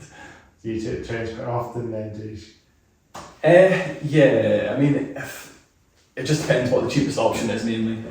But yeah, like I'm playing in Middlesbrough on Sunday, so I'm getting like 2 trains down there, then 2 trains back up the same night. But yeah, trains, planes, and general automobiles, whatever will take us there. Transport there then. Yeah. I see. So, what do you think? What's your train stories? What would you say? The best train company? Is there one? Yeah. German trains. Any train that isn't a UK train. German trains, absolutely. German trains got like double deckers and shit. They're like mostly on time, and they don't cost an arm and a leg for an hour journey. At least they're cheap in that, and compared to this shit comes to, you know, because our trains are just. You know, we can't even run trains in like weather permitting, you know, it's like this in other Wales, like the trains have a weather system in them. You have to check the weather. It's like a third of the price to fly to London than it is to get the train. Like it's just mental. Like a 45-minute journey to Glasgow costs like 25 quid at peak times. It's just like, how does this make any sense? 25 quid to Glasgow. Yeah, I don't. Is that return or is that? It's returned, but it's like if you get a single, it's like 5p cheaper, and it's just like cool. 5p I saved cheaper. so much money. Thank you so much. I mean, £5 cheaper, 5 pence cheaper. 5 pence cheaper. 5 pence cheaper. Yeah, I mean that's like the peak time cost. I think it's like £19 for off peak return. But I despise train companies in the UK because they're just ripping everyone off continually. And the only good thing about trains in the UK is delay repay, where like if it's late by so long, you get it for free, or you get like a discount if it's like less. That happens quite often for lots of trains. So a lot of commuters will probably be doing that probably. That's when you're kind of like a little bit buzzed when your train's late because you're like, I'm getting money back. This is good. This is. But other than that, yeah, unfortunately, I don't like UK trains because I think they're an absolute rip-off. Yeah. I didn't realise I was so passionate about trains until then. To be fair. There's a lot of train companies. It's all privatised. You know. Yeah. Like LNER and stuff like that. Once the trains down to London, and I think the last train companies are back to West Coast and so I've heard a lot of the stuff for like. You know, Bannock West Coast trains London rate and stuff. Yeah. So, but LNER, I think LNER trains are alright, and cross country maybe, well, I'm not saying about the trains in general, I'm not saying about the train companies, but the trains in general, as the trains, they're too short. Cross country, they got rid of the sort of longer trains, you know, they got rid of they could have had 9 8-car trains, and then they got rid of those cat trains recently, last year, and then they just have 5-car trains. It's just a bit shit, you know. Especially when they're like cancelling the train either side of that one, so then that one is just packed front to back. So it's like, cool, I've paid like 120 quid for this seat return and I'm not going to get to enjoy the journey because I'm a sardine for the whole 7 hours, you know? Like, yeah, you think with that train price you would get something decent, you know? You'd hope so, yeah. And then... It's not. Yeah. That's why people just drive down south, because it's cheaper to just drive yourself than to get a train, which is dumb. Cheaper to get the fuel as well. And you get to just be by yourself for like a prolonged period of time rather than being crushed in a train car. So, yeah. It just depends how fast it goes as well, the train, and how just on the traffic as well. Right? Yeah. Suppose so. But do you go to trains for like leisure travel as well, like to places like so like you go to North Berwick or something, or Dunbar, places like that, just to... Not really. Like honestly, all my time is either spent kind of like filming shows, playing shows, not playing shows that often, but like playing shows, mostly sitting in front of my computer editing shows, or trying to organise something for the band, or filming group in front of my computer as well. So like, I need to touch grass more often, basically, is what I'm saying, but I don't have the time. You touched grass today, didn't you? Yeah, that's the thing. Went for a walk today. This is like my one like little outdoor outing today. You're my carer taking me through to like go look at the grass and stuff. Because it's been so long since I've seen it. So it's very good. You've got lots of grass around Edinburgh as well. Yeah, true. That's the thing. It's a beautiful city, and like there's lots of nature very nearby when you want to go into it. Yeah, and it's handy just to get to these areas. Yeah. Easy to walk around. It's not very far from a green space when you're around Edinburgh. Yeah, exactly. Yeah. We're still on the train story, aren't we? But yeah, train story, just train related stories. And trains are just, they're not very convenient here. You need to invest and make it back. Need to make it, but make it not privatise it all. That was the thing. Well, Scotland or ScotRail is getting brought back into the programme or something, but it's going to take a while to do so. Yeah, so they might make that a bit better now make it a lot better now for commuters and that to get a Scotland train. Yeah, I mean, because just charging people more, I get it's peak times, but it's like people need to get to work, and it's either they get to work on time and pay an arm and a leg, or they have to go in extremely early and just wait around for like an hour just because it's outside the peak times. Like it's not fair. But like hopefully when ScotRail gets unprivatised, things improve. But I'm doubtful. But we'll fingers crossed and see. Yeah. They might make things better. They might not. Yeah. But Haces 2 also. That's the other bit of the room, obviously. Yeah. Let's not talk about Haces 2 because we know the side of that. Yeah. Don't we? Yeah. Every podcast, it's not going anywhere. Yeah, true. That's all it's going. It's not even going anywhere. It's pointless. Yeah. It's pointless shit that they're doing. Yeah. I'm not even investing on a current railways, and building a new one that's just not going anywhere. So that's the thing about this, British Rail or British Railways. It's just they don't know what they're doing. No, I mean, it's even when the trams got built in Edinburgh. Like I stand by, the trams are pointless. It's such a waste of money. Yeah, and the ring not here as well. Yeah, I mean, it's just like Lothian Buses was the best bus service in the UK. Yeah. How do you mess that up? You install trams and mess up the city centre for like a decade. Yeah. It's just, and like you close so many businesses along the tram route because it's taking so long. Especially when they're doing the tram works and all the buses are diverted for like a good maybe 8 years, maybe. Maybe it just depends, but just take their time and get that done. Yeah, it was like up on the way to Haymarket, like a bunch of those businesses closed, and then obviously Leith Walk was closed for like forever, and it's just a massive waste of time and money, and just a waste of people's livelihoods. They got killed when they were getting the trams in place. So and also you can get to the airport in the same amount of time on the bus. Yeah. So what's the point? Like it's just I hate the trams. And the building that here is possibly bringing them up to Dalkeith events if they allow them away with that as well. Yeah. Probably take them about 20 years to get to this point. Yeah, and then... And right away we won't be here anymore. We won't be here to see it on probably by the time they get it up here. Yeah, exactly, that's fine. Won't have to deal with it. Won't have to deal with it. No. It'll just be a big hole in that road. Yeah, for 10 years. Yeah, typical way. That's the thing. So we ask about. So you asked me a few questions, have you? Okay. You put me on the spot here, man. Yeah, I'm doing that. I'm helping you out. See, I'm trying to be kind because usually my questions are like, "What's the worst band you've ever seen?" But that just causes drama, so I ain't doing that in the podcast. I'm going to deal with that. But If you could give one piece of advice to somebody that wants to do a podcast, what would it be?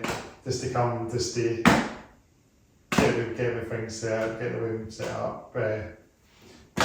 Obviously, email the bands, make sure they come on time. You know, get us room also booked and that as well. Make sure the space is all set up for that as well for the bands. You know, well, I do that myself generally, just when I'm doing podcasts anyway. But just generally, just about as an advice, just keep continuing doing the podcast. So make sure they show up and not cancel last minute. So I think that's one thing. Be reliable. I've actually had that a few times with some bands, but you know, hey ho. I won't mention also those bands that have cancelled it, but that's the thing that might be in the pipeline again in the future. They've also got other commitments, you know.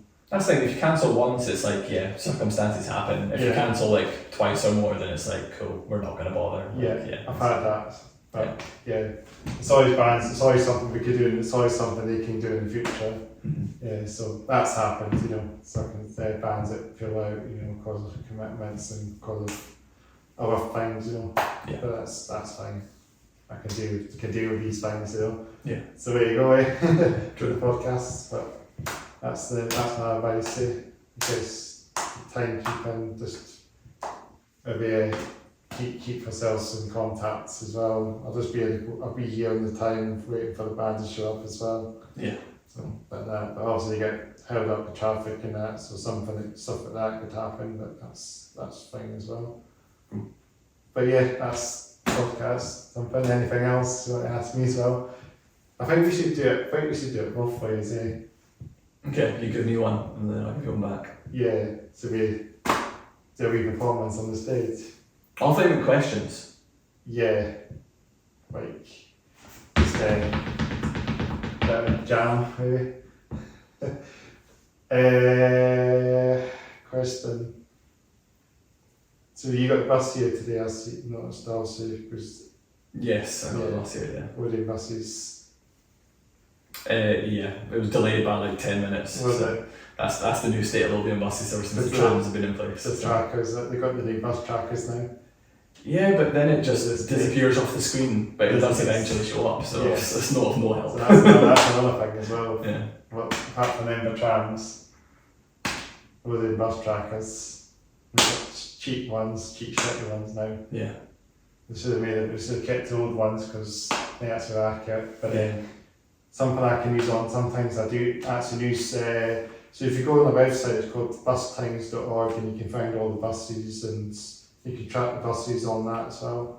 I still just use the app, the But old you one, can but that use seems to be that. fine, yeah. You can actually use bustimes.org, it's just a web browser, and then you can find all, you can track your buses, and it's actually quite durable, because then I've seen like the bus does, it shows the actual bus fleet number and the registration of the bus as well, I noticed that as well. And I was actually just checking that before you arrived as well. I was on the bustimes.org and tracking your bus. Making sure it's still coming. So apparently it does work, because then I think if I saw the bus, I can make out the bus was down at the bottom of the bottom of Dalkeith Road and that, you know, well, bottom near Cameron Toe, you know, sort of that way, and you can track it and it's not, and I can see, you can see it's not far, so it seems like it does work. Yeah, fair. So check out the bus times. Bustimes.org. Bustimes.org. I don't know if it's just called Bus Times, the website. Bustimes.org is what you put in to find the website. And I think it tracks every bus in the UK, so it seems like it's a big database of bus times and bus companies and tracks all the buses. So anyone want to look for a bus, just check out bustimes.org. I recommend you using that than relying on bus trackers, Yeah. because the bus trackers are shit now. and they don't rely on the times, and they're not really, they're just times as in the timetable. So they're not expecting your bus to show up on the time, it just appears, as they say. Yeah. So that's something I could say. Okay. Yeah, just a bit. Council just, council have done the wrong thing to put the trackers in. Kept the other ones. Yeah, should have kept the other ones. Not going back now, obviously moving forward now. Yeah. Guessing that's the way to go now. We'll have to stick with them, stick with the grandson box lanes. Until they break down. Yeah. I've seen a couple of them have actually been vandalised. The screens have actually been missing, and these new bus trackers, half of them I've seen, there's actually some of them that have actually had screens pulled out and well. Yeah, there was one at Morningside where like the thing had just fully been pulled out, like the whole screen was gone. If it's vandalised, or if it's just naturally just formed because of the wind or something. Oh no, like there was like wires ripped out and stuff. Like this one was very much like somebody did not like this bus tracker, and it wronged them at some point. So that's it. Well, that's going to happen now. Get the road trackers. Yeah. This is it. Just keep the road trackers. Like that's what I can say then. Yeah. But a bus does show up. Loading buses is always good for their buses because you get plenty of buses. You can ask a bus, you can get another bus and that. Unlike some other bus companies, like McGill's buses, I don't know if I should shout at them because they seem to have improved maybe a bit because I'm used to because I meet a friend sometimes through Lithgow, but the buses are don't always show up on time. Yeah. And I was late I've won late a couple of times, but yeah, McGill's, I don't know what I can say about them, but used to be one by first bus before. McGill's got them over. The worst bus company. Yeah, and they made it 10, probably they've not really done anything much to them. I mean, first as well, they just make up the prices on the spot. It's like you could take the same route 3 times a week and it'd be a different price every single time. Like, yeah. Just depends what kinds of bus pass you've got as well. Depends how grumpy the drivers feel. Yeah. Depends if you like share or not. They want to rush you and get you rush your fare. We're very fair, and the drivers rushing you to get the fare. Just get off the bus and wait for the next one. That'll fine, Yeah. That's it. But yeah, first class, I don't know. No. Not a good shout. Not recommended, no. No, not recommended. Wooden buses, Wooden buses are great. Yeah. I think Border's buses deserve a good shout as well because they're great buses as well. If you need Border buses, shout out to them because they've got probably the best buses, the best fleet of buses. Their buses can they can beat the bike on the X62. It is the XS2, cool. Yeah, I used to work in Pennycook, so yeah, I know that. Yeah, so apparently you can do that on those services, like buses like that, and Border's buses are probably the best, generally second best in Lothian in my opinion, because the buses are top notch and the drivers are top notch. Probably the happiest drivers around, always grateful and not grumpy drivers like Lothian buses maybe occasionally do have the odd one, but Border's buses are the best drivers, lovely drivers. If you take a Border's bus, then you'll always be great for nice driving. That's my experience. It's been a while since I've been in a Warner's bus, but yeah. It's a Pennycook is really dull tired in that form, and I know. So you've got to see there, and you've got. It's just how do all the metal bands come from Pennycook? Like I didn't realise until I was like, there's like Dog Tired, there's Hammer, there's like so many of them. Dog Tired, So scene there, they should have like a metal scene there in Pennycook, like a metal game. They need a venue. Yeah. I think they've got one social club, but it's just always tribute acts. It's the only thing that's there. Like. Would you want to play it? See, I love playing like stuff like that, but I don't think Pennycook would be receptive to anything that I play. So like maybe not. You could try it one time, Pennycook should have a venue because it's also got a metal scene itself. Yeah. The Cook. I think I've done a music video there, but that's about it. That's what the closest I'm gonna get. Yeah. But it could be called the Cook. There should have a band, like a tribute band called the Cook or something. Yeah. That's the Pennycook. Yeah, called Kill the Cook. Kill the Cook. Venue. There you go. Done. That's the band as well. That's your next band. There we go. Kill the Cook. Call it ready. The rest of the band has to be from Pennycook, and then it can be you as well. So. I'm actually from here. Inching to Kill the Cook. There you go. Inching to kill the cook. Into To Kill a Cook. Well, that'd be the name of the She's band. an inch, so. Yeah. On the site of that is the Dennis. Dennis is a great area as well. So it's got a nature bit as well, you know. The inch. Always floods there quite often as well, that's the only thing. Yeah. So it's not very encouraging if you're walking in the range when it's flooded, but it does flood there occasionally. Yeah. And there's geese and ducks. Yeah. So it's got a pond as well. It's got some pond. But yeah, you got some bits like that as well, eh? But yeah, we need to try and get some penny cook bands out. Kill the Cook. That's the good name of the band. So we ask a few more things maybe before we wrap up, I guess, maybe at some point soon. But you know, we've got some music videos there as well. Yes. Slow Move as well. I mean, I watched a couple of them. I'm back to the music a bit again. Yeah, like the music videos, I've obviously done a few myself for other bands, but when it comes to doing them for Slow Move or Afterburn, it's again like my kind of second in nighttime films, and my best friend Kat, she usually helps do the music videos. And for the last Slow Move video, it's one of my other guys called Greg Hall. He did it's called Wish You Never, slow move music video, which is just in like a white studio. But yeah, we've got a bunch of music videos up there. They're mostly just band playing kind of things. Night Foxes in our pajamas. Yeah, I've seen that one. That was sick. That one is just very, very okay. But right, it's good to have fun music videos. You got that one in the forest as well. Slow Move. Yes. And you got the Afterburn one, and then Afterburn you filmed that in a studio as well.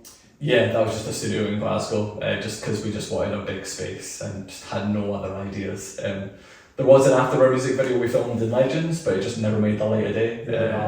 So maybe another opportunity, maybe high Legends, high this place for music video. The thing is, shout out Dino Cook, the sound man at Legends, the biggest legend in the world. The hardest working sound man I've ever met in my life. Like, and he's got the dreadlocks as well. And he's got the dreads. He is the most helpful guy in the world. Yeah, he's very down. He's very wholesome as well. Yeah. And he definitely plays in his own band as well. Plays in frequency, so crazy. Shout to those guys as well. Yeah. You need to hit them up someday as well. That'll be a dope band. Yeah, cool. I do need to go see them at some point because I want to see Dino getting crazy, rolling around the floor and stuff. Seen them as well a while back now, but electronic, maybe I won't spoil it, but yeah, he does. It's like electronic EDM industrial. I think I've seen the photos and stuff of him like rolling around the floor, just looking all crazy. But that's it. He's absolutely crazy as well. Yeah, he's the best. I probably already know the answer to this, but like past or present, what's your favourite venue?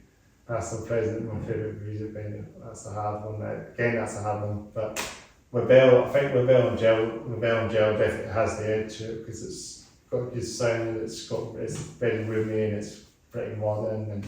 So not Studio 24.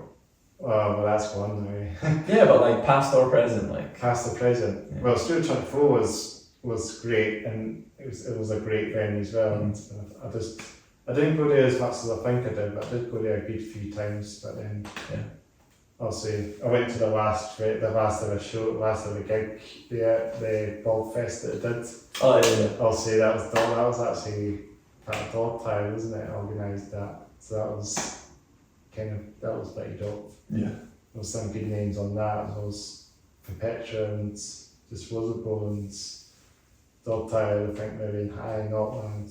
A lot of the cute bands were there as well. Yeah. As I say, so that was a great send off to the venue. But you know, that was still 24. I would give that an honour as well. It's a great music venue. Yeah. But Lavelle and Gel is probably just out there now because it's pretty modern. Yeah. Very fancy. It's quite modern.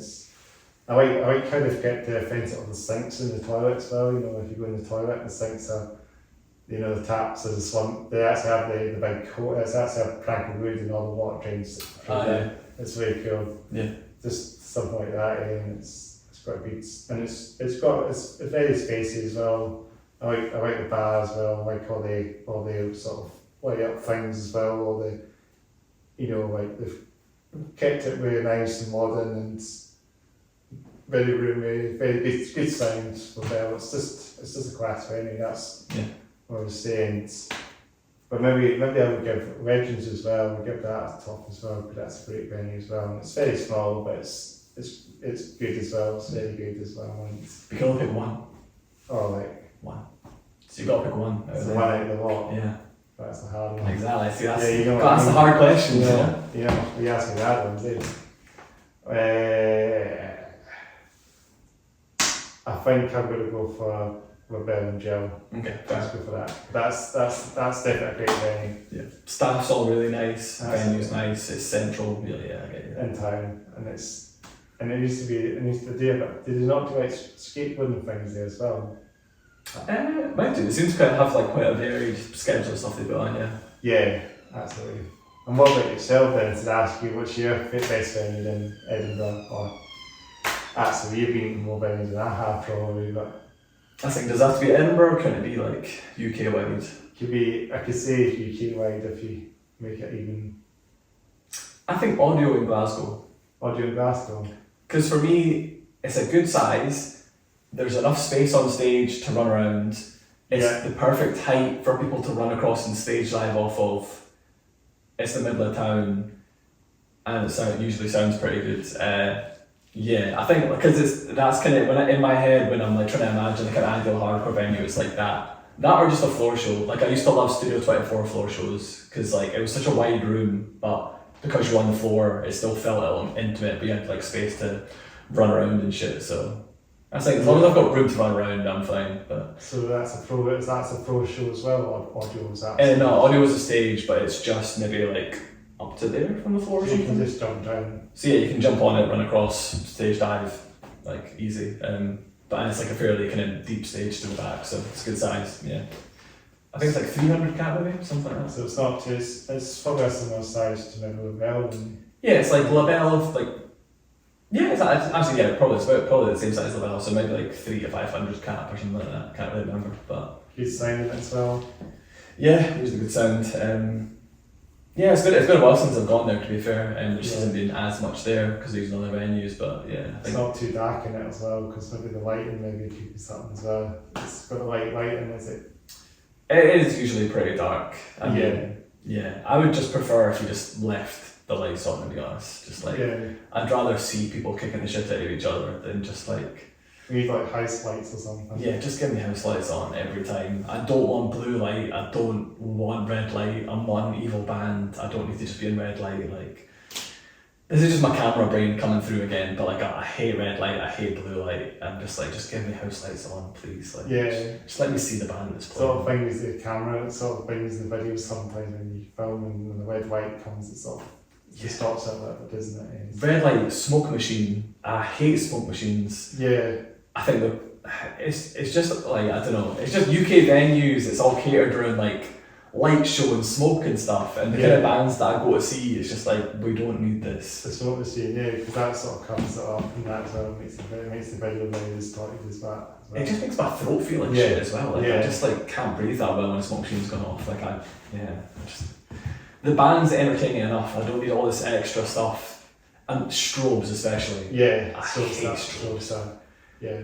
Because like you're meant to have signage up when you're using it as well, like by law, but no venue ever does. And like people are epileptic. People have problems with this stuff. Like you can't just continually like put on a strobe for an hour-long set. Like you're gonna kill somebody. So So sorry, it's just me turning into me ranting. We're coming into it now. Yeah. That's the way to go.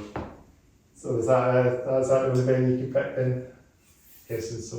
I think audio, I think there's a lot of venues I do enjoy in the UK, but I think audio is probably my favourite. Yeah, audio's. I've never been audio, surprised me. I mean, you've got more venues in Glasgow. I've been to Edinburgh for a gig. That venue's quite good as well. It's just the barriers are a bit weird. Yeah, you've got a big barrier there. I think Labelle's got one. Labelle's got one as well, but. It doesn't feel as obvious. Yeah, Labelle feels like when you've got the barrier and you can film bands quite easily from the barrier, and it's but you could jump off it or something, Dave dive, it's It's got a very good price as well. Yeah, they've got those like big speakers like right in front of the barrier, so if you can get over the barrier, you kind of jump off those quite easily. Yeah, it's fun as well. Yeah. Yeah, and that's and I'm guessing you've had it, as I say, you've got reboot and printing venues. Any in London you say as well. I think you went to New Cross Inn or something. Is it called the Cross Inn? Yeah, I've been to New Cross in a bunch. It's a fun venue, but I am genuinely scared that I'm going to fall through the floor quite often. Cute, man. It's just, shows are quite often sold out, and like, it's an older building. It adds a little bit of fear, which is kind of exciting, but you do still feel like, is the floor going to fall? The hardcore shows are going to do that. Yeah, I mean, yeah, it's like, I've been to 3 like sold out hardcore shows there that I've just been like, kind of feels like the floor's going to fall, because the basements are downstairs, the basement is downstairs with the toilets there, and all the merch. So when the floor falls through, like somebody's landing either straight in a toilet bowl or on top of a merch pile, so like, yeah, but no, it's a cool venue. Like there's bands that are like bigger than the capacity of that venue are playing that venue, but thanks to the promoters and stuff that are putting in the work to get stuff there. So well, as soon as Lavelle, as we were saying, Lavelle does some big fat bands, mid-sized bands, it's just decent and yeah, I think that's good. Yeah, I think anything else maybe we can maybe sort of maybe wrap up a bit maybe towards a couple of things we should say, anything we should say. Maybe, because obviously what this episode should be called, we should call this Afterburn, and then next time we come on we can call it Soul Move. We could, I mean, we've not even really spoken about Afterburn that much, but to be honest there really wasn't that much to speak about. But yeah, but if we have you on again we could just do it Soul Move.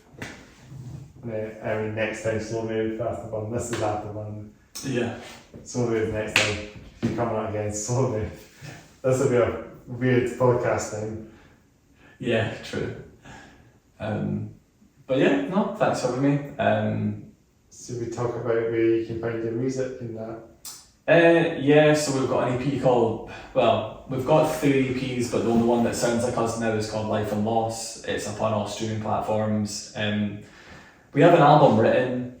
It's like half recorded at this point in time. It might come out at some point eventually. We'll see. At the minute, the only show we've got booked is we're playing Yule Fest in Manchester in December. Well, what band is this? Is this Soul Move? It's both. Is it Afterburn and Soul Move are playing, and then going off, we're also playing on the day after. So I don't know if I'm playing that one with them or not. But so yeah, I might be doing 3 sets in 2 days, but that's fine. I'm used to it. You know, it's this time. You can always be like a session guitar, bass player. I'm just a spare pleb. If somebody needs a spare pleb to fill in for something, like just call me, it's fine. Yeah, if you need a band of spare bass player for an Edinburgh band, maybe. Yeah. But no, that's it. You maybe do something done. I need to just stop saying yes to everything. Like I don't have the time to be doing all these things, but yeah, I do generally just be like, yeah, that's fine. Just but just try and do what fits in the routine, I guess. Filming, I get film all these bands. This is a lot, I guess there's so much on the channel now you've got on the channel, you know, and as I say, I did a bit of that last year on my other YouTube channel as well. I filmed a couple of bands, I filmed one of your sets as well, Soul Move. Yeah, this the one angle, it's just on my phone camera, so it's nothing too, it's not one angle, so it's just... I think it's just making it work with whatever equipment you have, like, you know, we all started out somewhere and like phones are that good these days. They sometimes capture stuff a lot better than you can. So I mean, I filmed this in 1080. Could have went to the 4K back, but does it need it? That's no, probably not, because it's quite roomy enough, and the camera's quite near enough anyway. So the 1080 would look good in it.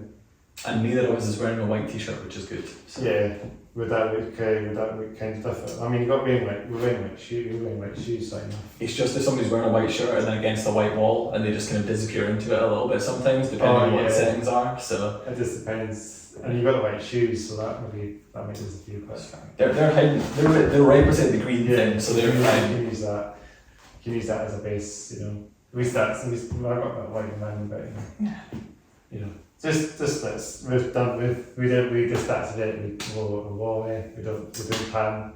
I usually remember the best stuff that's not white. That's the thing, obviously, with the phone it might actually be okay. It's just a thing I've noticed with cameras, like I've done interviews and like against a white wall with somebody wearing white. You need a green screen, that's what you need. That's what we need. Then you can do some crazy stuff in the background, so yeah. That'd be dope. Yeah. And even red as well would be even metal. Like, I need to ask them to paint us red for one time, just a wee red spot, a wee red bit here, make it metal. Just put a podcast name or something, this wee spot here, Not this is a style meeting room, but then make this spot red and then just dedicate this area for the podcast. Or just convince them to do that green and then you can just do your own background with the podcast name on the green screen. It's giving yourself more work editing, but like the possibilities are endless. So yeah, well, it's just easy enough just to simply set the phone up and just record. Fucking great. Don't want to give yourself more work. So yeah, man. Yeah, this additional key. Yeah, that's the way to go. But maybe eventually I might get convinced to do some maybe do a wee bit green, but we never know. Yeah. We're just being very casual, we're just talking about our thing, we're just being casual and saying whatever we're saying about this podcast and whatever, It's always good to know like some future things about this podcast as well. I don't know what we'll be doing if we get a big band, but I'm really hoping I'll get some big names on. Yeah. Did you say you did a podcast as well? You interviewed a band or something? I've been on a podcast. It was from my friend Spencer, who does a podcast in Canada called Scoped Exposure. He films bands and he does podcasts as well. Give a wee shout to them as well. Shout out Spicy Spence from somewhere in Canada. Sorry, I don't know where you're from. Maybe Toronto or Pittsburgh. Yeah. It's one of the big cities. I can't remember, but Toronto, maybe. Yeah, his podcast is sick. He's had a lot of big names. He's had like Code Orange and stuff on there. Yes. And a bunch of other people. I watched the Gaza podcast from Suicide Signs as well. And he puts on some good podcasts. And he's done loads of big bands as well. Just maybe he does similar to what I do, just contacts the bands and just stop by on a tour, Yeah, I mean, the Code Orange episode that he did, they used some of our footage in that episode, which was cool. Oh, yeah. It was like a pleasant surprise. I was just sitting watching it and I was like, I filmed that. Code Orange. Well, they might recognise him, but they might come on, you never know. Get Code Orange. In fact, I should have changed that now to my dream band now. It's too late. Too late now. They know you hate them now, so you didn't mention it with your band, so. I need to mention it now. Yeah, and Kim. Well, you never know. Yeah. You could try and get them on if I didn't make it. You could make it. I've chatted to them in person. Don't know if I could contact them otherwise, but. See, we could try. Yeah. Try and see if we can make the podcast. See if we can make them come on the podcast and then podcast get. Yeah, I mean, Jamie is a lovely man, so yeah. Absolutely. Shout to Jamie Morgan. Good guy. I mean, I remember seeing his video that he did on Demo Festival and he fingered his head. Yeah. That was brutal, way. I think he's just incorporating cool wrestling shit into. Well, you always do, that's what he needs to do, that's what hardcore is like, say, adrenaline, doing that, just bashing your head in the mic, bashing the microphone into your forehead. Yeah, I mean, he's just taking inspiration from wrestling because he loves it to add a bit of colour to the band set to make it a bit more interesting. Yeah, well, that's what it is. And then the set was cut short that down on the festival, and that's how you got really. You can see knocking all the amps down, and got really peed off, didn't you? That was intense. Yeah, that's the thing. I saw. Yeah, I don't know. I saw some stuff about it online. My friend was doing sound for them on that little run of shows they were doing as well. And he killed it because it sounded sick from other videos I've seen and stuff. And then you just went really mental, didn't you? Yeah. Absolutely. But Code Orange are a great band. We've seen this earlier. Great band. Great music. They've got some I mean, what song did we mention earlier? We mentioned the Code Orange song. I mean, I was saying I think I Am King, the album, is incredible. Yeah, and you were saying we were in a band before as well. They were called. They did like a side band where they kind of switched instruments and stuff, but it was called Adventures, and it was kind of like a indie emo band. But everything they put out was incredible, but they never toured the UK, and it's just devastating. That's a shame, that's a bummer. Yeah. And this was before Code Orange Saturday. It was the same time, but it was like a little fun side project thing. Is it Code Orange Kids was the name before Code Orange? Yeah, I think like Adventures released stuff kind of like when they were still Code Orange Kids, and then also when they were Code Orange, but then when they kind of blew up properly after I Am Kings came out, then I think Adventures stopped doing as much because the other band kind of shut up. So. But Code Orange, I need to see them live one day. Code Orange, they played down in Manchester, didn't they? They did an Outbreak Fest, yeah, and then that's dope. Yeah. Just in that video, I think I come across it and it was really cool. I like how Jamie on the microphone. He seems like he just, I feel like he just does spoken word as well on the mic. You can just see him just saying like random things on the microphone when he's walking, you know. He's just like full of energy, yeah. I mean, like, because obviously he used to play drums as well as doing vocals at the same time. But he's born to be a front man. Like he's got such a good presence as a front person as well. Like he just kills it. And then you got Matt Portnoy's to play drums.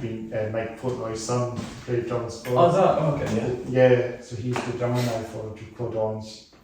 And you got Shade. Shade also played guitar occasionally because he was filming them because one of the guitars got injured off the weave from Code Orange, and then Shade does all the synth stuff, electronic bits, the synth stuff, all the trap stuff. Yeah. He was playing guitar at one point, but then obviously there was just briefly, I think, a couple of shows. I've watched a couple of videos of Code Orange on YouTube, so I really like this. I really like their sound and stuff. Yeah. Cool. Well, I'm guessing maybe we're close enough to wrap it up, maybe. Yeah. To be how should we end it off? I normally just end it off this time. Normally just say thanks again for watching and listening to the Hats Off Your Head podcast, episode 59. I think, did we say 59 at the start? I think we said 58. Maybe I did. This is number 59. It's definitely 59. Yeah. Okay. Definitely. Ignore the start, it's episode 59. So 58.5. I wasn't good enough to be 60, so it's 59. Yeah, we're 50, well, get old, 58 years old. 58, but the 59 years old and 59 episode. Yeah, I'm a bit high as well. 59 is how old I feel. So if we combine the age, it'll be at 100, how would 59, does that make 120, 118 years old, 118 years old? Yeah. So we're 118 years old combined, we are not. Yeah, that's how old I feel, so that makes sense, yeah. So we're pretty old. But yeah, first we'll need to wait until 118 episodes, 118 episodes, that's a long way in distance, but 59, this is Afterburn, but we'll do Small Wave and we'll do One Off at some point. Thank you for having me. If you want to check out my other YouTube channel, see how bang, you'll see all concert stuff, including yourselves as well. So Move, the whole band, I think it's the Legend set I filmed, and you were playing with a couple of bands. You were playing with, I can't remember that night, but you were playing with a couple of bands, hardcore bands. I remember Six Wonder playing. Six Wonder, yeah, those guys. They're shout to those guys. Crystalline. I think that's that's what I'm into. Yeah. They were great. Shout out Crystalline, shout out Shredder, shout out Six Wonder. Get them on the podcast. Yeah. That was a great one. And also, if you want us to slide, make sure to subscribe to the podcast. You should do it as well, actually. Subscribe. We should do that, actually. You should subscribe, hit the notification. You should do it. Subscribe, hit that notification. The man needs followers. Like, Man. how do you expect him to eat? He needs followers, he needs subscribers, like, 6 at 6. help him out, innit? Like, come on. 6 at 6 He loves Satan, he loves podcasting, he loves bikes and trains. Yes. What's not to love? Subscribe. Like, there you go. Like metal as well. I know it's metal, but that's last. That's after Satan and the trains and the rest of it. Yeah, Metal. so metal, Yeah. But then I think at the end of the podcast, I think you've got something to show. Yeah, haven't we? That's it. I think so. No, I think we've got something else to went off completely. You've got performance, haven't you? No. You're not quite, are you sure? Bro, I'm dead. I've been at work all day. You're not going to do a little bit of that. I'm afraid not, no. We'll do some outros then. I thought that was the outro. Yeah, you sure the cut? cut. Yeah, we're not quite there until the video's actually Okay. stopped. In fact, I maybe stopped them. See, we